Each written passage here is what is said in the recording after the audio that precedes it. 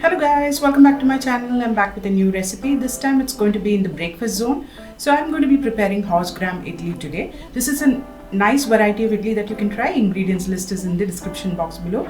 It's high on protein and good for this weather as well. Don't forget to subscribe to my channel and click the bell for more such videos. So for idli, you need to start with the soaking process. So I've got all the ingredients ready in here and we're going to soak it for 5 to 6 hours or overnight. So it's basically Horsegram in one bowl, some idli rice in another, some urad dal and some fenugreek seeds. I've soaked all of them separately since we are going to grind them separately. So let this soak overnight or for 5 to 6 hours. After soaking, we're going to grind the batter one by one. So I've started with the Horsegram batter first, which I'm adding to the bowl. Now I'm going to do the rice. So the rice is ready. I'm going to add that on top of the Horsegram.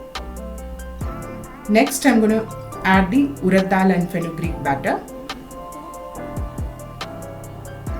So try adding very less water to the urad dal batter. Now I'm adding salt to taste.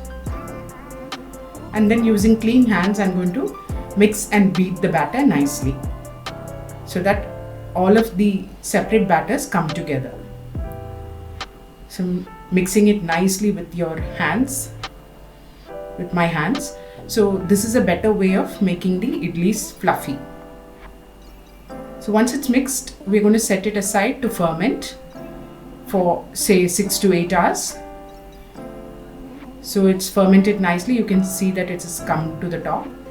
So at this stage, we'll beat it once again, mix with a ladle, and then onto a greased idli plate, we pour the batter and we'll put it in the idli steamer and steam it on high flame for 8 minutes. And the idli will be ready to be served.